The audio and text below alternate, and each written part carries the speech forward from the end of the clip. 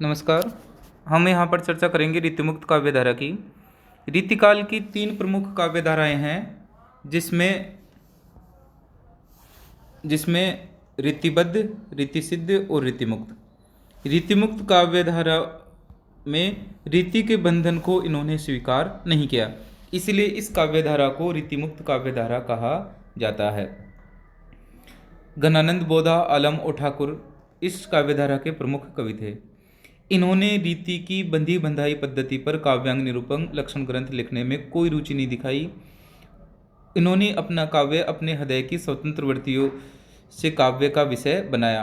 मन के उद्गार ही इनके काव्य के विषय बने, तो इसलिए ये रीति से मुक्त कवि रहे, तो इसलिए रीतिमुक्त कवि इन्हें कहा जाता है। हम यहाँ चर्चा करते हैं कि रीतिमुक्त काव्यधारा में भी श्रृंगारी काव्य की रचना करने वाले जैसे घनानंद कवि है वो प्रमुख है। दूसरे प्रबंध काव्य लिखने वालों में लाल कवि, सूदन ये प्रमुख हैं। तीसरे वर्ग में नीति संबंधी लिखने वाले भी हैं जिसमें वृंद गिरधर दास है। लेकिन जो रीतिमुक्त काव्यधारा की जो प्रमुख विषय है उस विषय वस्तु को लेकर चलने वाले कवियों में प्रमुख कवि घनानंद, बोधा, आलम और ठाकुर है। हम यहाँ पर आगे चर्चा करते हैं रीतिमुक्त काव्यधारा के कवि जो ब्रह्मज्ञान और वाग्य की बातों में पद्य कहते थे। शुक्ल जी के अनुसार उन्हें रीतिमुक्त पद्यकार कहना उचित है। कारण यह है कि इनकी कविता में रसात्मक प्रभाव उत्पन्न करने की क्षमता नहीं है जो सरस कवियों में होती है। रीतिकाल के जो सर्वप्रमुख कवि है जिन्हें श्रृंगारी कवि भी कहा जाता है वो घनानंद है। घनानंद जिनके अन्य नाम भी आनंद घन या घन आनंद, इनके जो ग्रंथ थे वो सुजान सागर, विरहलीला, लोकसार और कृपाकांड प्रमुख है। इनके अतिरिक्त इनके द्वारा रचित कविता एवं सेवे भी मिलते हैं जो विभिन्न संग्रहों में संकलित है।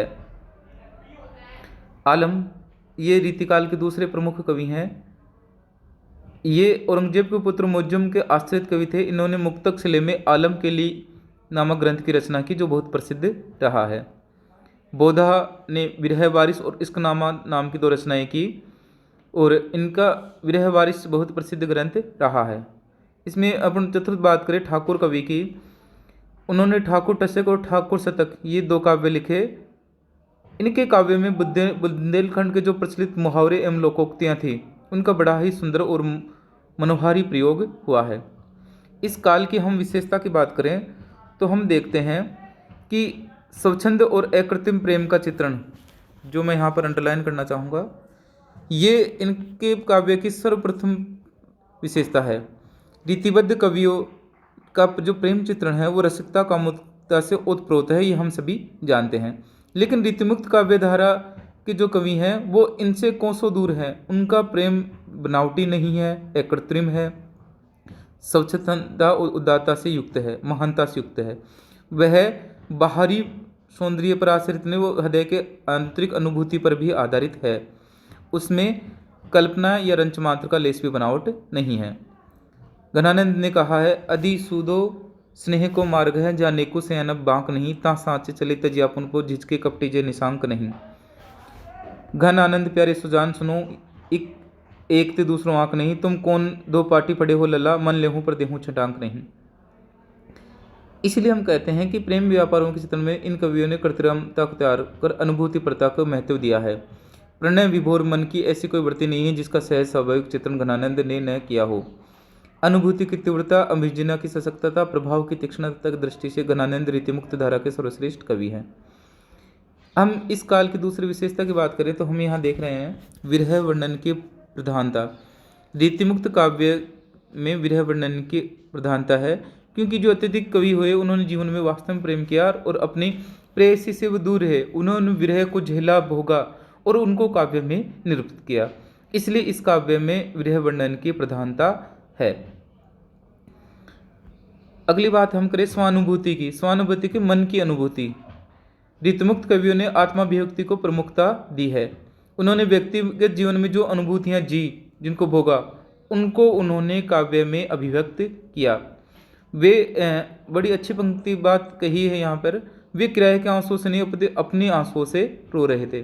कहा जाता है घनानंद सुजान से प्रेम करते थे उन्होंने बेवफाई की और जिसके साथ वो उन्होंने देश छोड़ने के लिए मना कर दिया। तो उनका जो काव्य है वो उसी पीड़ा से ग्रसित है। वियोग व्यवस्था के अनेकों चित्रण हैं। यहाँ पर ये कुछ उदाहरण आपको स्क्रीन में दिख रहे हैं। वियोग व्यवस्था के सैकड़ों चित्र उनके काव्यों में उपलब्ध होते हैं। रावरे रूप की रीतनूप न्योनो लागत ज्यों ज्यों निहारिये, त्यों इन आखिन बानी अनोखी आग्नि कहूँ न तिहारिये। एक ही जीव हुतो सुतो वार्यो, सुजान संकोचो सोच सहारिये, रोकी रहे न दहेद घनानंद, बावरी रिजी के हाथन हारिये। ये आलम कवि का नीचे उदाहरण है। बोधा का भी यहाँ एग्जाम्पल दिया गया है उनके काव्य का। तो हम ही जानते हैं कि रीतिकाल में विरह वेदना जो कल्पना को उड़ान कर निश्चल और भाव को की कहानी है। अगली हाँ बात करें हम सौंदर्य चित्रण की, तो इन्होंने स्थूल और मासल सौंदर्य का चित्रण किया जैसे हम उसे सामने भोग रहे हैं, और उसकी सूक्ष्म मनोरंजन भी की। नाई के अंगदूती और अलकों का सुंदर चित्रण ये हम यहाँ देख रहे हैं कि ये घनानंद की पंक्तियाँ हैं। लट लोल कपोल कलोल करे कल कंठ बलि जल जाओली दिवे, अंग अंग तिरंग उठे दूती की परिहर मनोरूप धर अबे जवे। इस आगे हम प्रकार करें प्रकृति चित्रण की। प्रकृति का यहाँ उद्दीपन रूप में चित्रण हुआ है, और उसमें प्रेम चित्रण के लिए प्रकृति का चित्रण हुआ है। पवन को दूत बनाकर नायिका उसे अनुरोध करती है कि तू मेरे लिए विरह के चरण ब्रज ला दे, ताकि मैं उसे आंखों को लगाकर विरह व्यथा दूर कर लूंगी। ए वीर कौन तेरे सभी और गौन, वीरी तो सो और कौन मेरे डर की वानी दे, विरह बिथाही मुरी आंखें राखो पूरी, धूरी तीन पायन की हानि को आने दे। इस प्रकार विरह वर्णन के दोषों में कहीं कहीं प्रकृति चित्रण का प्रयोग हुआ है। भाषा की हम बात करें तो लाक्षणिक भाषा का यहाँ पर प्रयोग हुआ है, और इनकी भाषा विशुद्ध सरस और शक्तिशाली ब्रज भाषा है।